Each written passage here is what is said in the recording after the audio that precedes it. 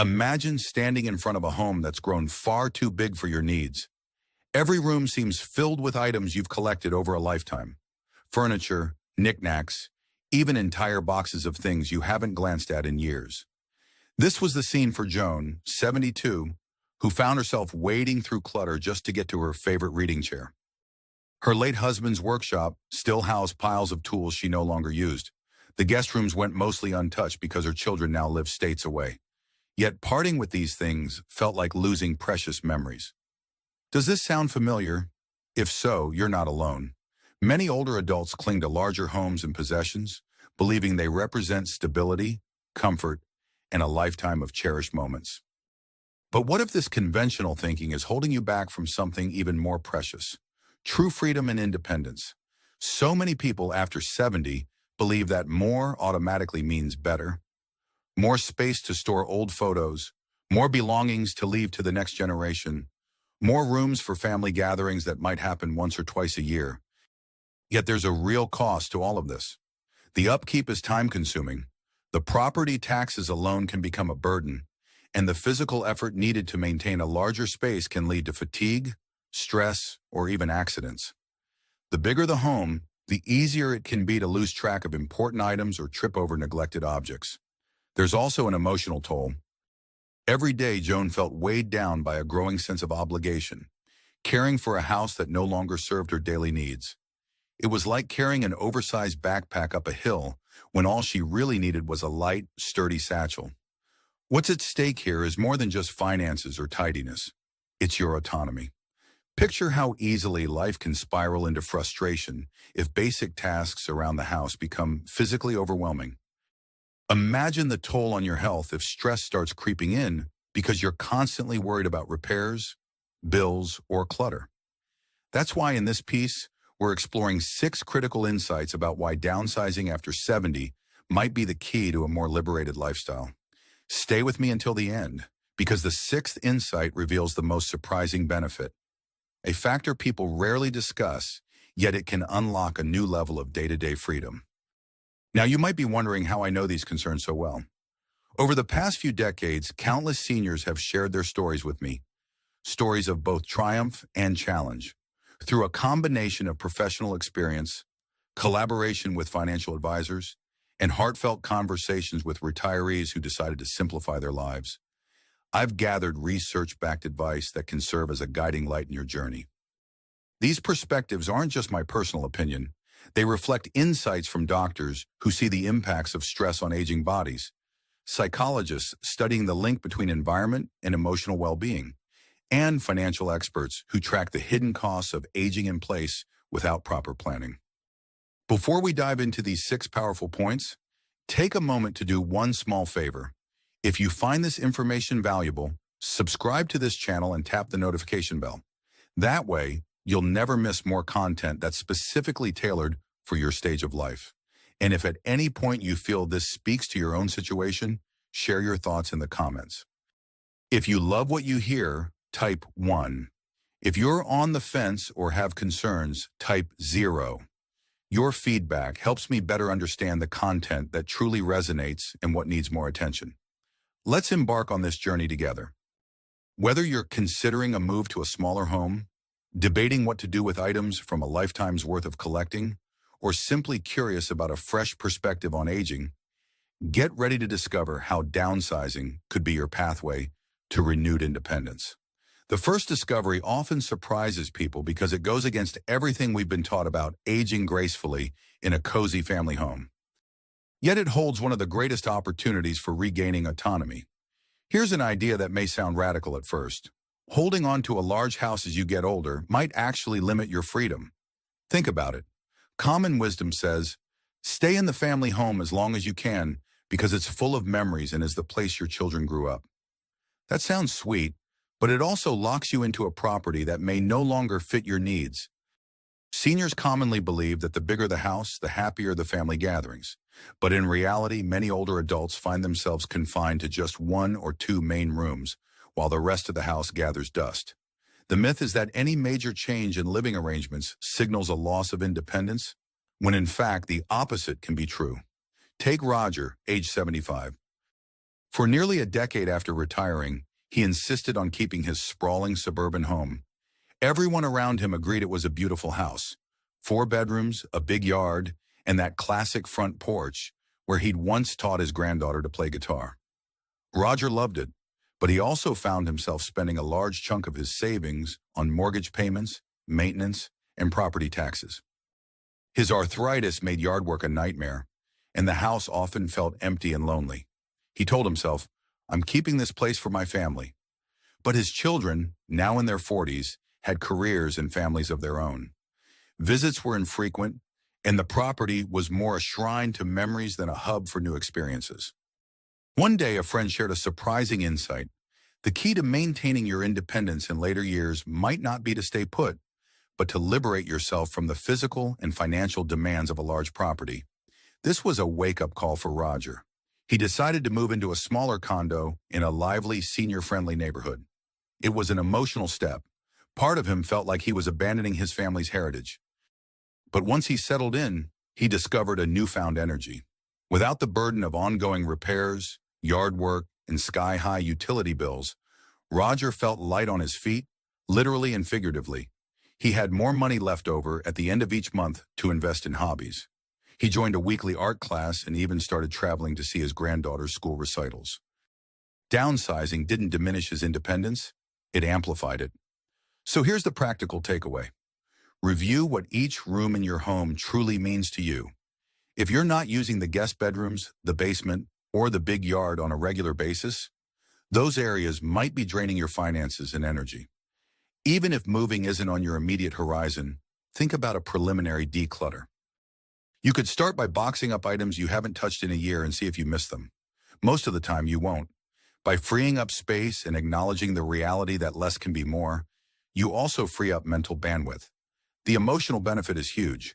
You'll no longer feel tied down by the notion that you must keep a large house to remain independent.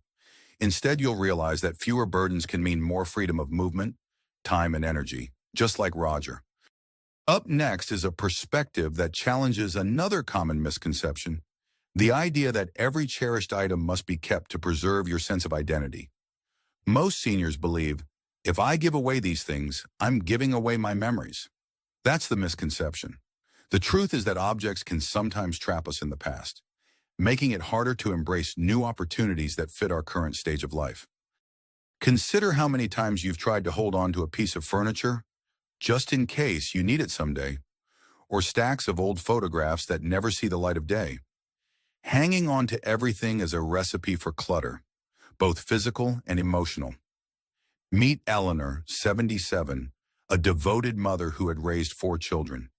When they moved out, she stored countless trophies, school projects, and baby clothes in her attic, believing each item was an irreplaceable part of her family's story. Initially, her children were touched that she kept everything. However, as the years passed, the attic became so cramped and dusty that it posed an actual safety risk. Once, a loose box nearly toppled on her while she was searching for holiday decorations. After that scare, Eleanor found herself asking, "Do I really need all this stuff to feel connected to my kids?" She made a brave decision to sort through every box. For each item, she asked herself, does this truly enrich my life now, or am I keeping it out of guilt and habit? To her surprise, she discovered that her fondest memories were linked to actual experiences, like the times she and her daughter spent a week painting the living room together, or the special birthday parties they hosted, rather than to the physical objects themselves. She kept a handful of truly meaningful items, her son's favorite drawing, a family heirloom quilt, but allowed herself to release the rest. Then came the unexpected benefit. Her children were thrilled to pick out a few keepsakes for themselves, and the rest were donated to families who really needed them. It was like giving those old treasures a second life.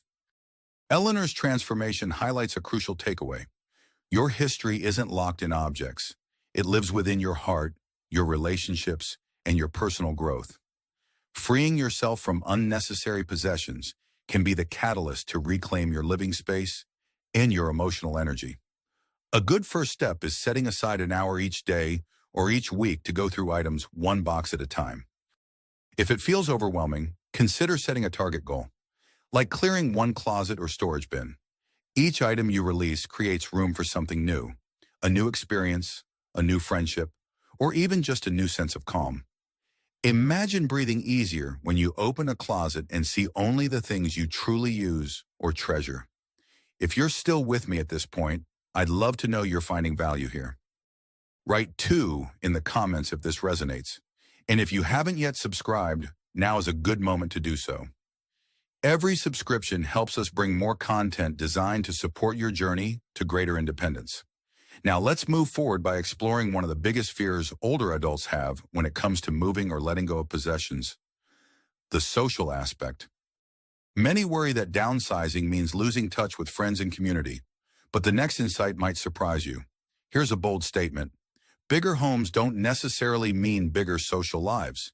In fact, sticking to an old house in a neighborhood that's changed over the decades can lead to greater social isolation than you'd expect.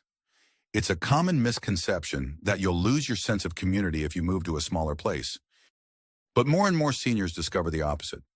They gain a stronger, more engaged social circle when they relocate to a space designed for their current needs and interests. Think of Sam, 80, who had lived in the same suburban area for 40 years. His home was large, his neighbors changed every few years, and the local community's character shifted as younger families moved in. Sam found it increasingly difficult to connect with people around him. Many were in different life stages. He could go weeks without interacting with anyone other than the mail carrier. He justified his loneliness by thinking, well, at least I'm in my own house on my own terms. Then at his daughter's urging, Sam took a leap of faith. He sold his house and moved into a smaller condo located in a mixed-generation complex that offered shared amenities, like a community garden and a fitness center with senior-friendly classes. He wasn't sure how it would go, but within weeks he found himself invited to group walks, community potlucks, and game nights. Because the living spaces were intentionally designed for easy socializing, smaller units clustered around courtyards, he felt supported rather than isolated. And he didn't have to drive miles to find a peer group. They were literally a few doors away. Here's the surprising truth. It's often easier to build meaningful connections in a well-designed, senior-friendly environment than in a large home where your neighbors may barely know who you are.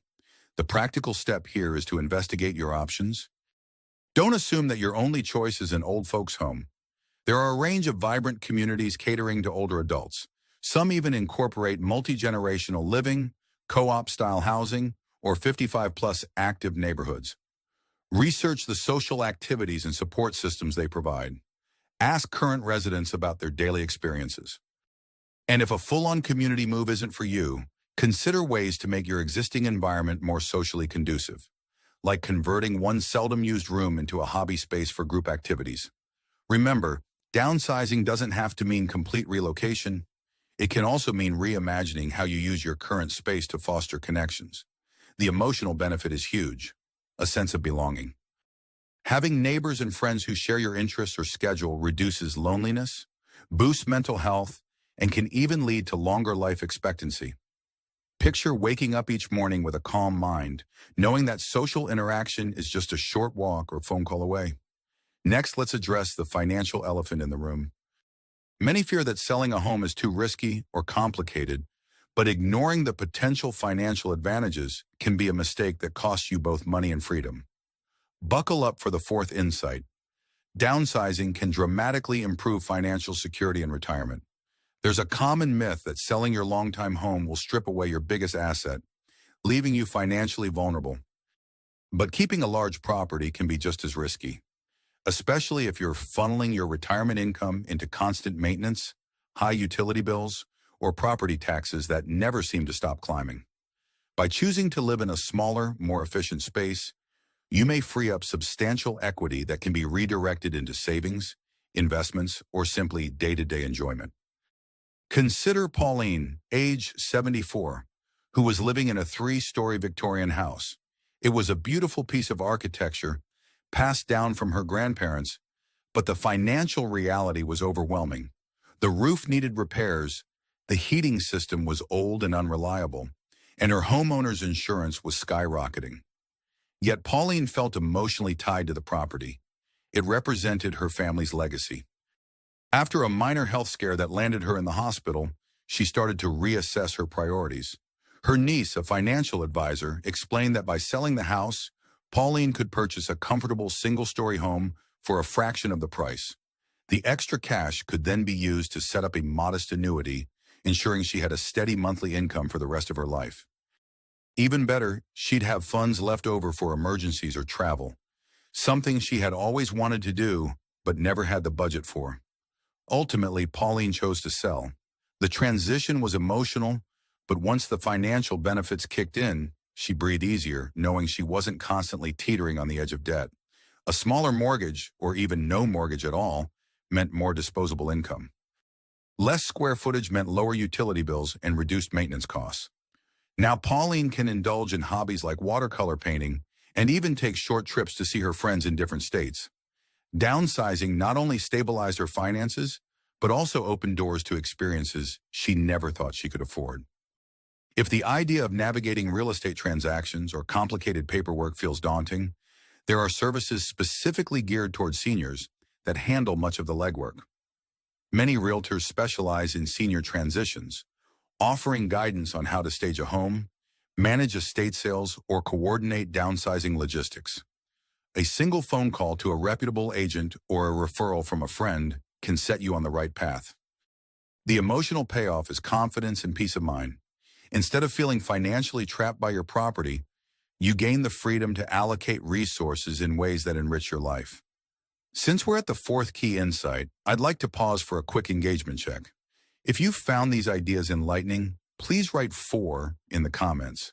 And if you still haven't subscribed, consider tapping that subscribe button to stay updated. Your feedback and support make a real difference in helping us continue content that inspires autonomy and well-being. Now let's uncover the 5th perspective, which deals with one of the most fundamental human needs: safety. Many seniors are unaware that hanging on to a large home can pose hidden dangers. Conventional wisdom tells us, if I'm comfortable in my house, it must be safe. But in reality, older properties may harbor hazards that become more pronounced as we age. The misconception is that your longtime home is automatically the safest place to be. However, features like steep stairs, uneven floors, inadequate lighting, or bathrooms without grab bars can turn daily routines into risks. As mobility changes, these hazards loom larger than ever. Think about Harriet, 78, who loved her quaint 2-story cottage. It had a charm that reminded her of a cozy storybook house. But behind the charm were steep staircases that lacked railings on both sides, narrow doorways not friendly to walkers or wheelchairs, and a bathroom with a slippery tub and no safety rails. Harriet managed just fine until she had a minor slip that resulted in a fractured wrist. That's when her physician urged her to consider modifications, or even a move. Initially, Harriet balked at the suggestion. She had spent decades making memories in that cottage, and the idea of leaving was emotionally overwhelming. A friend who had recently downsized to a modern, senior-friendly unit convinced Harriet to check out a new development. The difference was stark: wide hallways, walk-in showers with built-in seating, and floors designed with slip-resistant materials. She realized that the environment itself could help protect her health and mobility. A house that grows with you, is how her friend described it. Harriet decided to sell her cottage and move into a smaller, one-level home designed with safety in mind. Almost immediately, she felt an unexpected relief. No more anxiety about climbing stairs or navigating dark corners with a cane. Her new space offered thoughtful features that removed the daily worry of accidents. The practical step here is to conduct a safety audit of your home.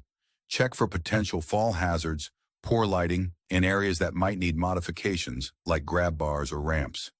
If the cost of installing these features is prohibitively high, or if the structural layout can't be easily changed, then downsizing to a more modern, accessible space could be a life-changing alternative. The emotional payoff? Peace of mind. By living in a place where safety is built into the design, you can focus on enjoying your day rather than tiptoeing around potential dangers. Finally, let's turn to the 6th and perhaps most overlooked benefit. Many seniors equate downsizing with shrinking your life. But the ironic truth is that letting go of what you don't need can set the stage for your next great adventure. This final point challenges the idea that less space means fewer opportunities. Actually, it can open up space in your life, mentally, physically, and emotionally, for new pursuits. A common misconception is that your best days are behind you, so there's no point in trying anything new. But downsizing often revitalizes your perspective. When you remove excess furniture and underused belongings, you also remove the distractions and mental clutter that keep you from exploring fresh interests, skills, and relationships. Bob, age 79, is a perfect example. He was an avid traveler in his youth, but family obligations and work responsibilities forced him to press pause on that passion. By retirement, he felt too entrenched in his routine and his mortgage. The dream trips he once fantasized about took a back seat. Then he decided to transition to a smaller place in a 55-plus community known for its travel clubs and shared interest groups. Freed from a hefty mortgage and an endless to-do list, Bob rediscovered his wanderlust. With neighbors who also enjoyed exploring the world, he arranged weekend getaways and even a group trip overseas. Downsizing not only gave him the financial breathing room to travel, but also a supportive network of people who shared his enthusiasm. He realized that by letting go of old baggage, both literal and figurative, he was stepping into a new chapter of life full of possibility. Practically speaking, now is the perfect time to try something you've always been curious about. Use the money saved from lower living costs or the time saved from reduced maintenance to invest in classes, hobbies, or experiences that fuel your passion. Always wanted to learn a new language? Sign up for a local course or an online program. Curious about volunteering? Seek out a community center or a nonprofit that could benefit from your experience. Downsizing can be your catalyst, like finally removing the anchor that's been keeping your ship in the same dock. As we've now covered all 6 key insights, take a moment to let me know you've journeyed with me all this way. Type 6 in the comments if you're still here and ready to embrace the possibilities. And if you haven't subscribed, there's still time to do so. Each subscription keeps us connected, and every piece of feedback helps refine the support and information we offer. Now let's bring everything full circle. Reflect on the stories. Roger, who regained his independence by moving to a condo, Eleanor, who discovered her identity wasn't tied to endless boxes of keepsakes, Sam, who transformed loneliness into lively social connections, Pauline, who stabilized her finances by liberating the equity in her home, Harriet, who found safety and peace of mind in a better designed living space, and Bob, who reignited his passion for travel once he let go of unnecessary possessions. Each of these individuals faced emotional hurdles, but all emerged with a stronger sense of autonomy. You too have the power to shape your future living environment. Whether that involves selling a big house, reimagining the space you're in, or simply letting go of excess belongings, the choice ultimately boils down to your priorities. The question is, how do you envision your life unfolding in the next 5 or 10 years? Will you be carrying the weight of an oversized home, financially stretched and physically exhausted? Or will you feel a renewed sense of freedom with time and resources to enjoy life on your terms? This is not about rushing into drastic decisions. It's about recognizing that the conventional wisdom to never leave the family home might actually limit your independence rather than protect it. Today is a great day to start making small but meaningful changes. Think about one area you could simplify right now, perhaps clearing out a cluttered room or exploring a smaller living option in your community. Picture yourself waking up without that nagging feeling of being overwhelmed by your surroundings. Imagine using those extra funds for a special trip or a class that lights up your spirit. Which of the 6 insights resonated with you the most? Was it the potential for financial stability, the improved safety, or the discovery of new adventures waiting in your next chapter? Take a moment to personalize this information. If you already see yourself living more lightly, free from the burden of too much space and too many possessions, embrace that vision. If you're still unsure, consider sharing your doubts or questions in the comments. There might be others experiencing the exact same hesitation, and hearing different perspectives can be incredibly reassuring. If you're ready for the next step, here's what to do. Leave a comment below with the one action you're committed to taking in the next week. It could be as simple as gathering boxes for your first round of decluttering or making a phone call to a trusted realtor for a consultation. Sharing your plan publicly is a powerful form of accountability, and it might just inspire someone else to do the same. And if this video has given you a clearer vision for your later years, please like, subscribe, and share it with someone else who could benefit. Together, we can create a community of empowered, independent seniors who aren't afraid to question old assumptions and explore new pathways. Thank you for spending this time with me. Remember, you have the strength and wisdom to make choices that truly honor your independence. Downsizing after 70 isn't about giving up.